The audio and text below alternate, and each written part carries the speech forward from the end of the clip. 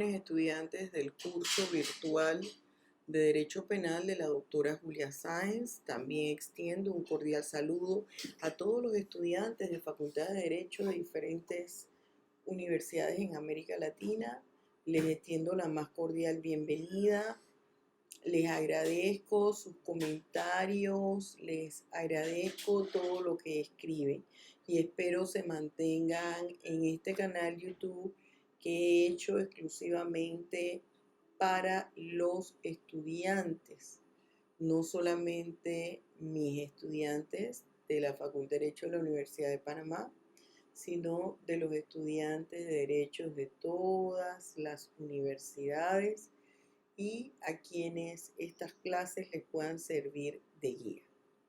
Hoy, siguiendo con el orden de nuestros temas del módulo 3 de Derecho Penal General, vamos a desarrollar todo lo relacionado con la acción o conducta ilícita. Vamos a entrar aquí a desarrollar los elementos constitutivos del delito, tomando como principal elemento la acción o la conducta. También quiero decirles que este tema lo tengo desarrollado en mi libro de texto Derecho Penal General, Derecho Penal Panameño, parte general, y de igual manera le pueden servir a todos los estudiantes porque hay aspectos básicos aquí que se encuentran en mi sitio web, a quien también los invito a que pasen a verlo, www.doctorajuliasaenz.com, y está ubicado en las páginas que están de la 105 a la 116. ¿Por qué, doctora, usted dice que la acción o conducta es uno de los principales elementos del delito? Porque es el que en realidad nos va a advertir o nos va a decir qué fue lo que ocurrió, cuál fue la intención que llevó a cabo, con la que llevó a cabo el agente el hecho punible. Nos va a indicar si esa conducta puede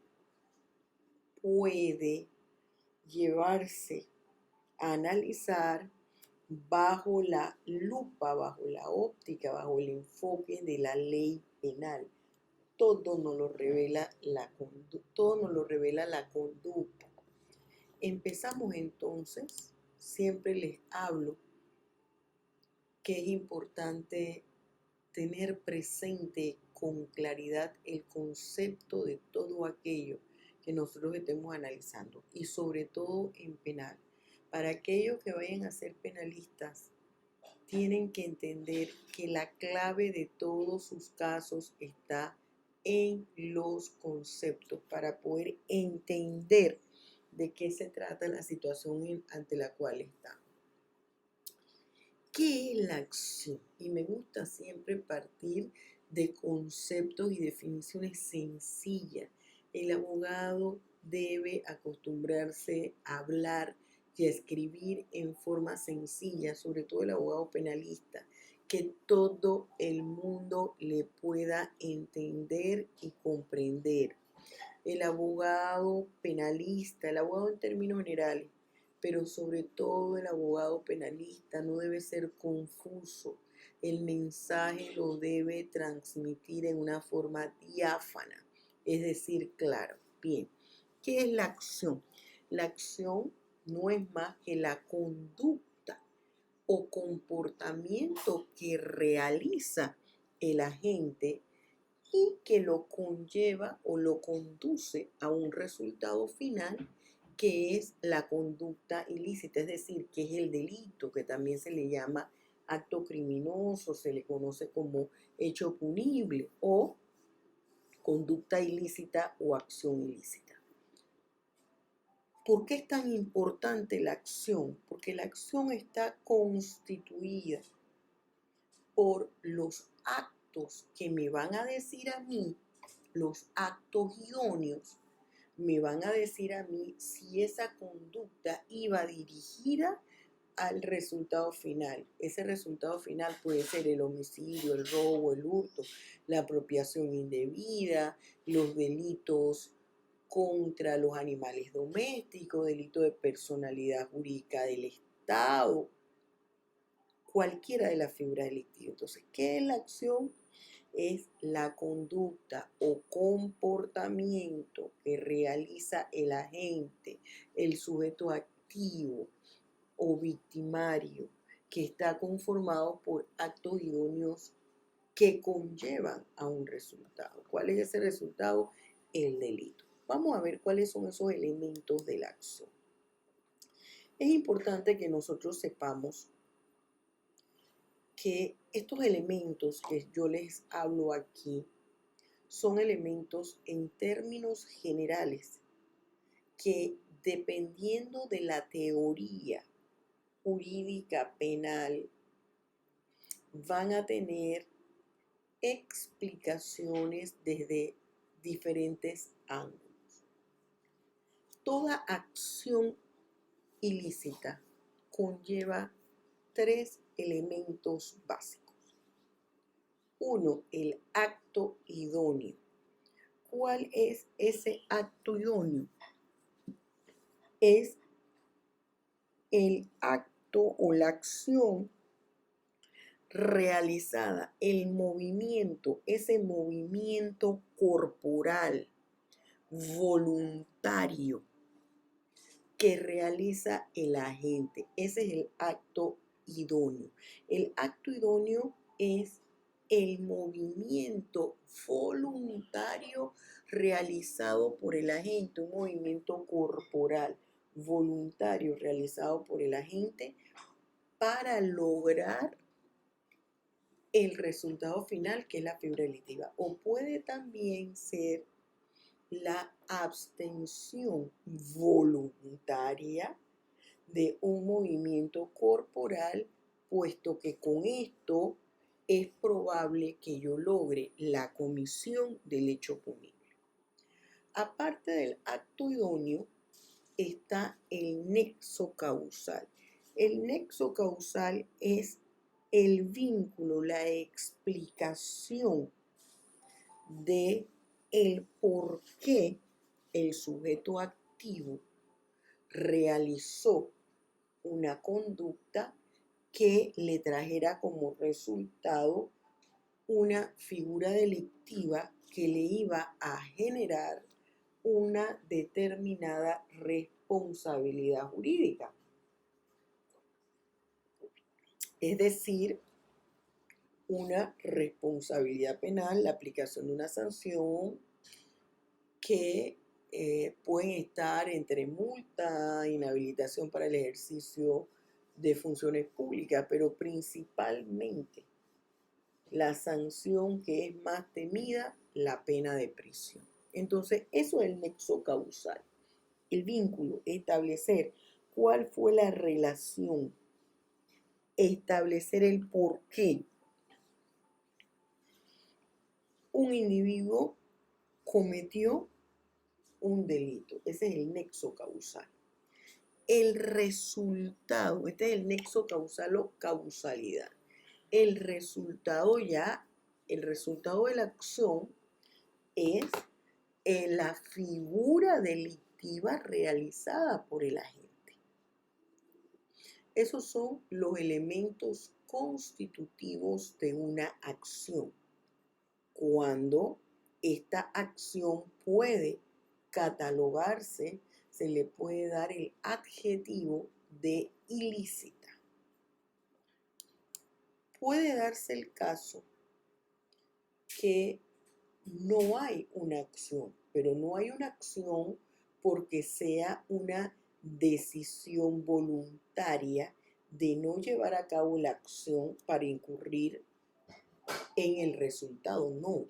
Aquí estamos hablando de la ausencia de acción no de uno de los elementos, que implica o que se refiere a que el agente no tuvo otra opción, es decir, fue la conducta por él realizada, no fue producto de una deliberación, no fue producto de su voluntad. Entonces tenemos tres situaciones: una fuerza física irresistible, un movimiento reflejo o un estado de inconsciencia.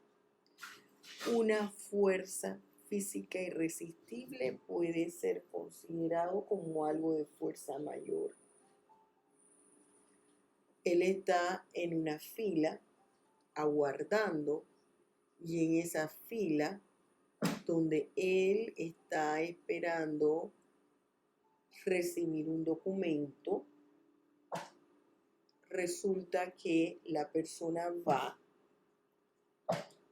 con una bolsa que lleva una tijera, otros instrumentos que constituyen algún tipo de arma o pueden convertirse en un arma, una tijera, y lleva un destornillador, por ejemplo, porque él pensaba luego que salía de ese lugar a retirar los documentos, irse a su casa para hacer algunos trabajos o arreglos pendientes. Y en esa fila resulta que una de las personas que va caminando, que viene a velocidad, que viene corriendo, esa persona que viene corriendo se tropieza con otra de las personas en la fila y van cayendo como especie de dominó, porque uno tumba al otro por tratarse de agarrar. ¿Qué sucede? Llega donde la persona que tenía en la mano esta bolsa, y la persona, al caerse sobre el sujeto que estaba formando la cola delante de él, con la presión le introduce el filo de la tijera o del destornillador y le ocasiona una lesión grave, por ejemplo. Una fuerza irresistible, eso le cayó encima, que le tomó desprevenida. Un movimiento reflejo. La persona pensó, no vio que era su primo, su amiga o su amigo, o el novio o el esposo, no vio la esposa, que lo sorprende por detrás. Por eso no es bueno hacer ese tipo de sorpresas ni de juegos. Pensó que era un delincuente y por reflejo le suelta un golpe en la cara a este trastabilla, se cae, se golpea con el quicio de la acera y fallece. O estados de inconsciencia producido por el sueño, que es sonámbulo, o porque se ha tomado un medicamento que forma parte de su tratamiento, un tratamiento de dolor, tenía un dolor, se toma un medicamento cuyos efectos es crear somnolencia, que la persona, su capacidad de atención disminuye. Ya usted ve que hay algunos medicamentos que el mismo medicamento trae como recomendación no conducir vehículos a motor. Si usted conduce maquinaria pesada, evítelo mientras está bajo los efectos de ese medicamento. Esos son los estados de inconsciencia. Bien, hemos visto el marco conceptual de la acción, los elementos que la conforman y la ausencia de la acción. Ahora nosotros, todo esto va en ese orden aquí, en el libro de texto.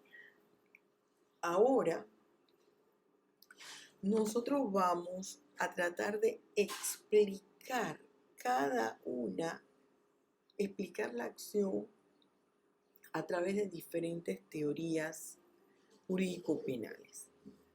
Y vamos a explicarla a través de cinco teorías. La teoría causalista, la teoría finalista, la teoría social, la teoría negativa de la acción y las teorías personales.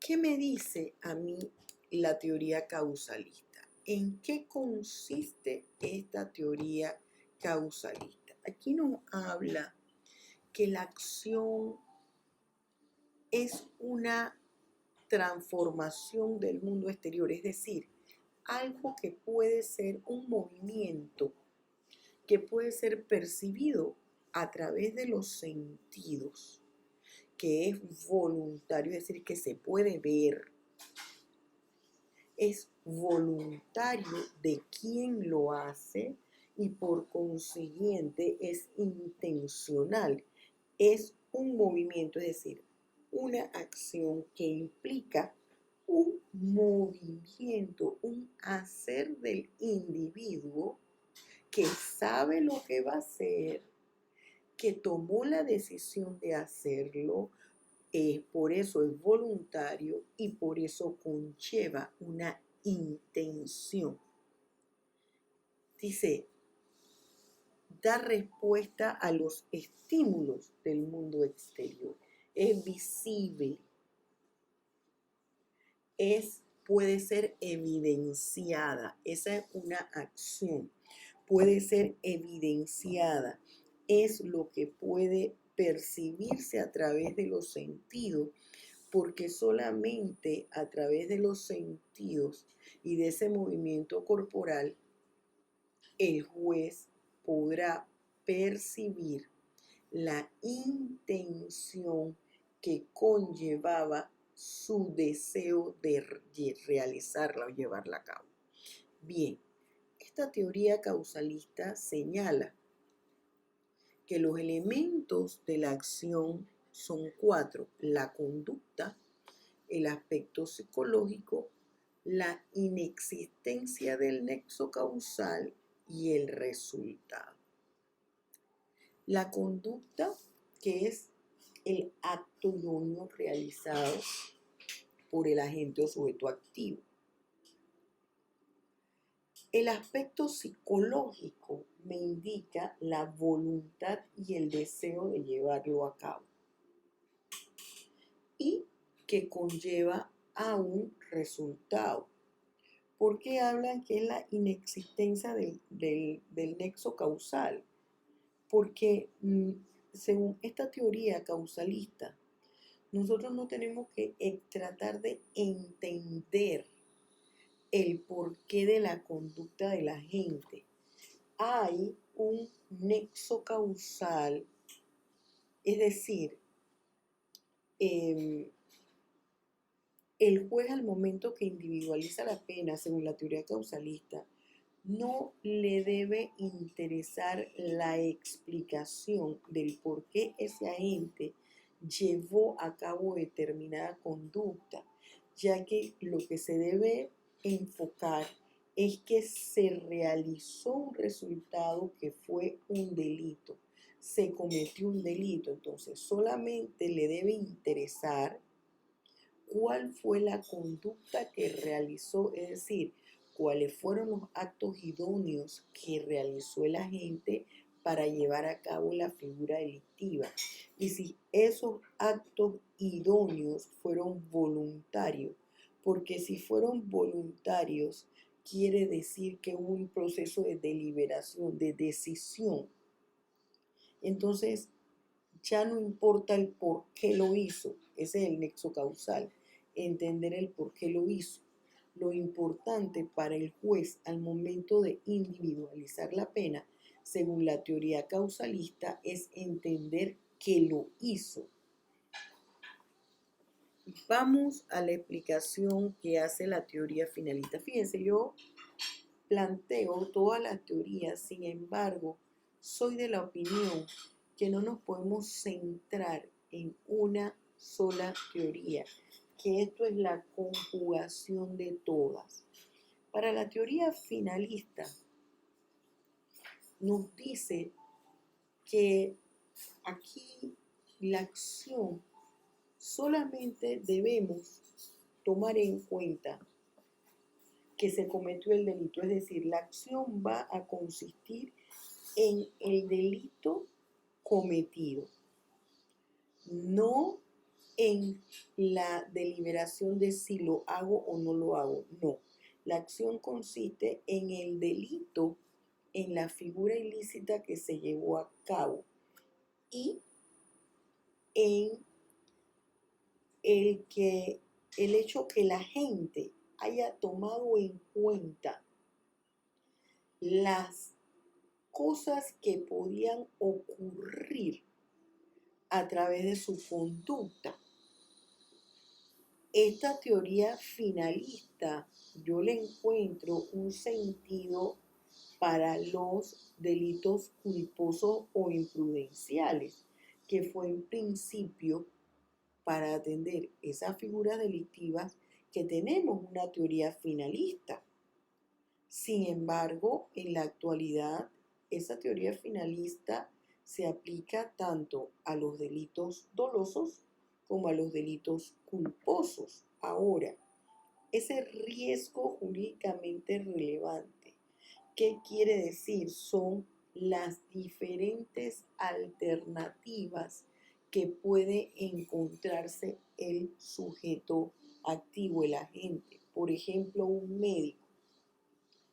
médico que lo llaman para que asista un embarazo a las 4 de la mañana porque no había absolutamente ningún otro médico que le pudiese asistir. No está de turno. Estuvo hasta una hora antes en un centro nocturno o en una comida en la casa de unos familiares, tomaron algunas copas de vino. Entonces, además, está lloviendo en ese momento en que lo llama y el hospital está distante de su casa. Y resulta que en el trayecto, él, cuando le hacen esa llamada, debe decir, bueno, el trayecto es largo, estoy un poco mareado, estos vinos, estas copas de vino que me tomé me van a ocasionar una cierta somnolencia.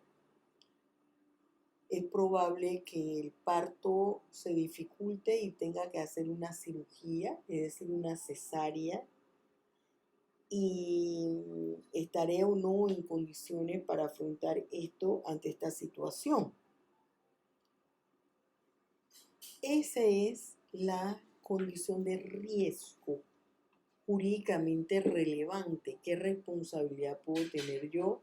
No estoy de turno, no es un horario en que debiera yo estar atendiendo ninguna emergencia de la clínica u hospital en la cual laboro. Y en base a eso y a lo que puede ocurrir, decir no estoy en condiciones de atender al parto. Y si aún así le dicen, doctor, es que no hay nadie más, tendrán que asistirme las enfermeras de mayor experiencia y contar con las alternativas ante las situaciones que se puedan presentar. Eso por irnos en un caso al más extremo. Puede ser que el doctor no es que haya estado tomando algunas copas de vino, pero que sale de un turno de 48 horas porque no estaba el relevo. Tomar en consideración ese riesgo jurídicamente relevante y hasta qué punto abstenerse de llevar a cabo ese tipo de cirugía en esas condiciones. ¿Cuáles son los elementos de la acción según la teoría finalista? Serían la conducta, el lograr un objetivo y la presencia de un riesgo jurídicamente relevante o responsable. El lograr un objetivo puede ser cumplir con el compromiso de trabajo.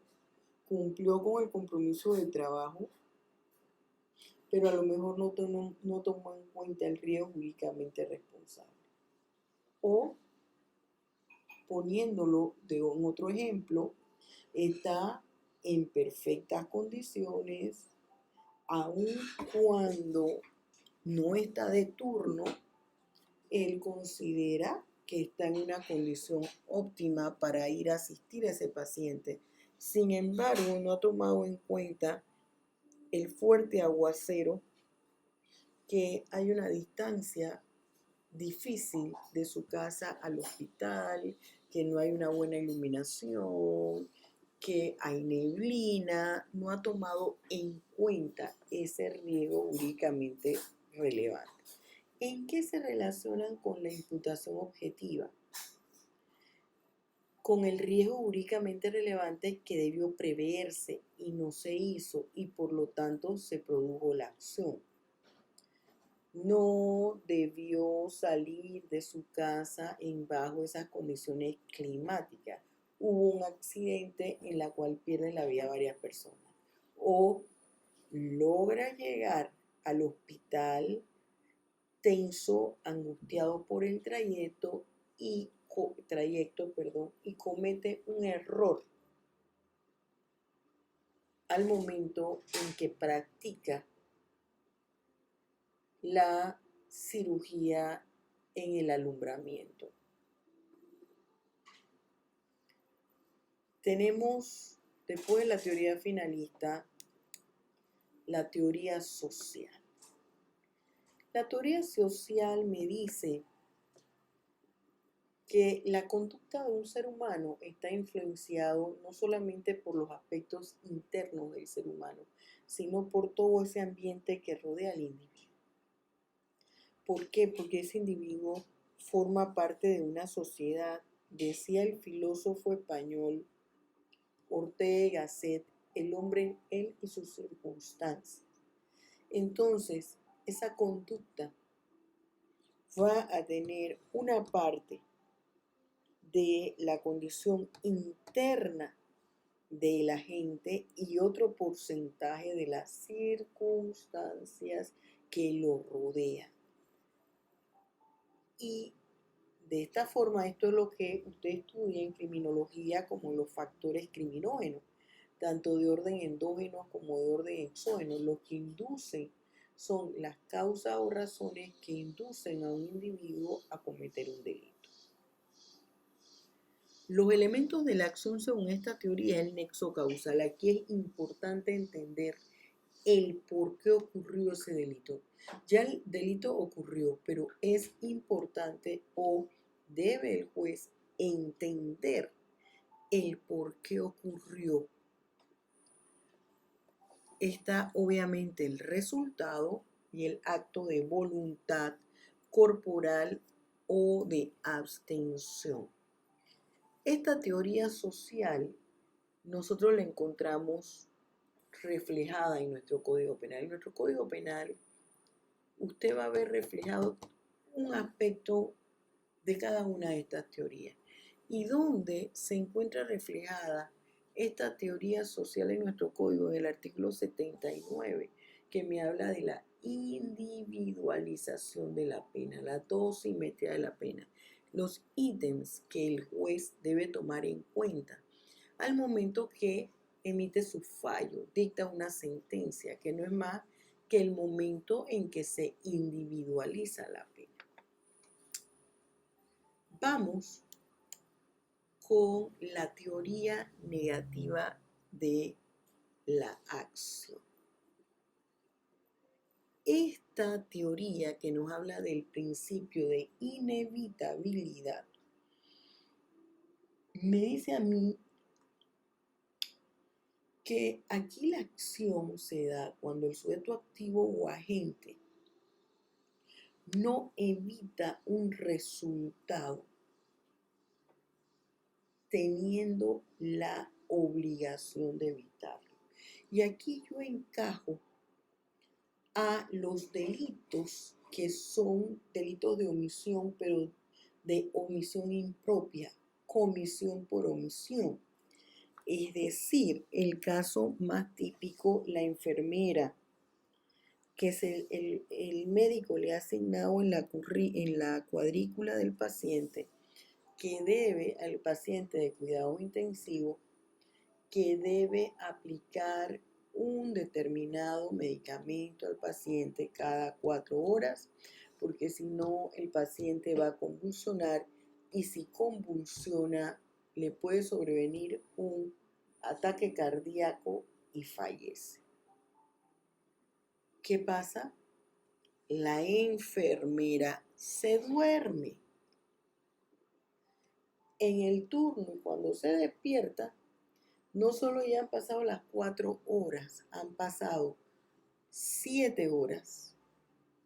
El paciente convulsionó y falleció. ¿Cuáles son los elementos de esta acción, según la teoría negativa de la acción? Va a haber la conducta, la voluntad de realizar la conducta que no se espera que realice. O sea, ella no se esperó que el paciente se le iba a morir porque a ella se iba a quedar dormida y se le iba a olvidar aplicarle el medicamento. Y tercero, la existencia de una obligación jurídica de evitar realizar la conducta. Ella, dentro de sus funciones, está prohibido el dormirse en el turno. Tienen que estar despiertas. Bien, así se explica la teoría negativa de la acción. Ahora pasemos a las teorías personales.